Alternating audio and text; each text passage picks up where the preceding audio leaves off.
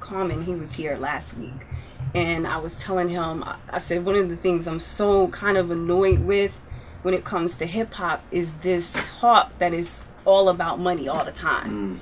And I was so actually touched when I saw your Instagram that you had a lot of posts about, you know, Mike Brown. Absolutely. And I said, this is what's missing in hip hop, is that people, we need to also understand we have a responsibility to give back. We have a responsibility just in hip hop in general to educate people on what's going on in the world. And it's more than just money. No, I mean, absolutely. I mean, you know, it's crazy you say that. You know what I mean? I don't know if I'm really supposed to say this or not, but I got a call from Farrakhan yesterday just about the whole incident. We talked almost an hour. Yeah. And that was my whole thing to him. I was just like, you know, I always knew, you know how to take a role of leadership, but I just never had a cause. And I don't really think it's just, you know, about money. You know, everybody want to be successful. But when you're still successful, you look at Oprah, you look at, you know, Tyler Perry and these people, just like, you know, we associate success with money. Yeah. So it's like when you're successful, you know, it's cool to be about your money, but then when things happen, you know what I'm saying, you got to step up and be a leader. Yeah. Like, you got to step up and handle your business. Because if you got 1 million followers or 2 million followers, these are 2 million people that's going to listen, that's going to tell 2 million other people what's going on. And the whole thing, you know, even when I spoke with his mother and everything, even the whole thing with that is just like, I was there. You know what I mean? I was doing a show. And you know, I'm from that. So I just didn't feel comfortable with touching that town without going to touch the people and all those things going on, because I don't want to come through there and just get no money and leave. Right. You know, actually, to keep it 100 with you, I didn't even want to do the show. Wow. You know what I mean? Like, I didn't feel comfortable not in that doing. Kind of spirit to do a show. It's just what it didn't feel. You know, it didn't feel authentic. It didn't feel real. You know what I mean? But you know, I get it, because people still wanted to enjoy themselves. But you know, in the back of my mind, my son's 18 years old. You know what I'm saying? It's just like, you know, even with the things that's going on out there, I just feel like, you know, got to come from up top. You know, like, you know, Barack Obama and, you know, our whole government system, got to come in and shut that down. Because if somebody else get hurt, it's going to spread even farther. Somebody, grandmother get, you know, hurt or some, you know, protester get, it's going to go farther and farther. Then it's going to spread Chicago and all these different places. Like, you don't want that. Right. You know, you got tanks in our neighborhood. It's like you riding down in North Memphis, North Houston, you see a tank. Yeah. You know what I'm saying? And you see your, you know, the kids you growing up with fighting with these people as if they're soldiers and they are enemies. Like, you got people in our neighborhoods with assault rifles. Yeah. You know what I mean? And I'm hearing what's going on about, you know, he might have took some, I don't know, I wasn't there, but I'm just saying, at the end of the day, there should be no reason for, you know, anybody of any law enforcement to shoot any unarmed person. You know what I mean? Yeah. You know, basically execution style from what I got. But at the same time, you know, I just got my voice. I just got to say how I feel. I ain't gonna be quiet about it. Yeah. You know what I mean? So yeah, you put it out there too. You know, just about the, you know, that you want justice and not chaos, and something that we definitely have to learn in our community is how to react properly to a situation. We know about anger. It's all right to be angry. We got to be angry. We should be angry. But how do we react? I mean, you know, I just feel like, you know, all the situations I've been in before, it's always strength in numbers.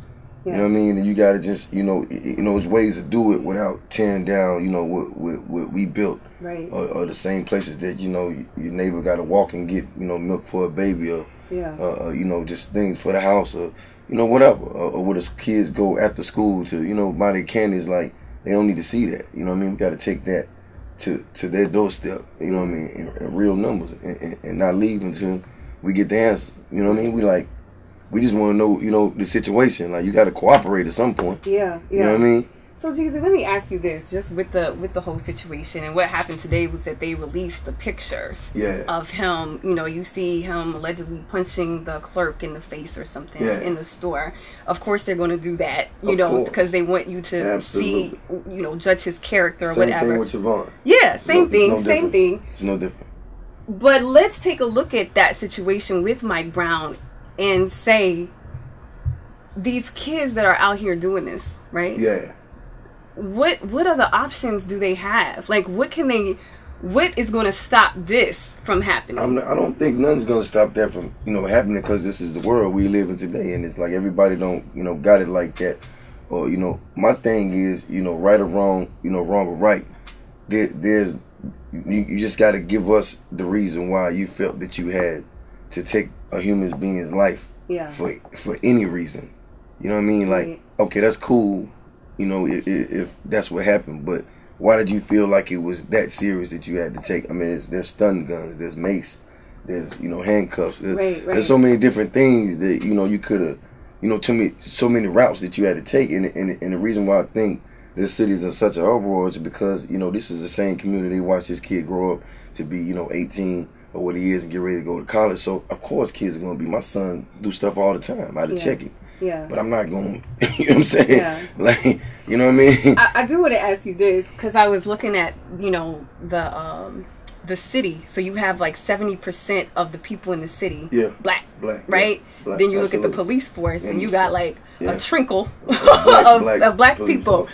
Do we need more black folks on the police squad? I mean, you know, we can play the race card all day, but from you know, I don't want to speak, you know, too much on the situation. I ain't just all the way in. Yeah. My thing is, I just feel like, you know, if we're not careful, like it'll really be a war. Yeah. You know what I'm saying? And with war, there's casualties.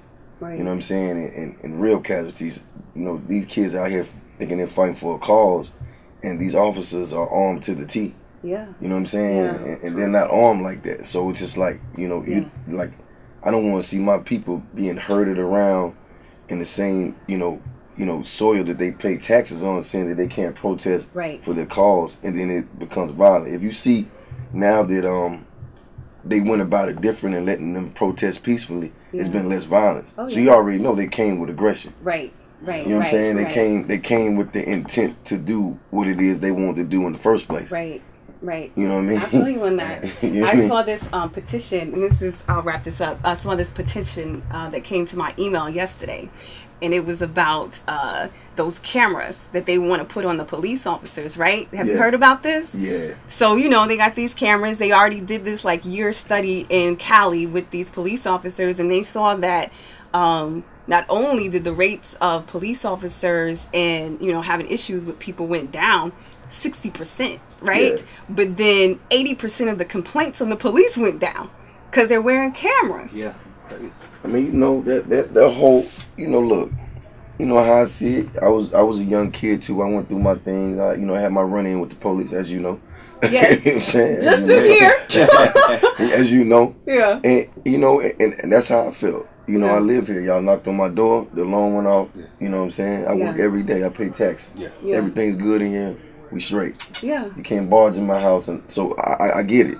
You know what I mean? But at the same time, you know, you talking about somebody that's supposed to uphold the law, and they have bad days just like anybody else. They, you know, they have hate in their heart like anybody else. So it's like they just got a badge and the means to do what they want to do at some time. And it's like every young black man ain't a criminal. That's just, you know, bottom line. That's it.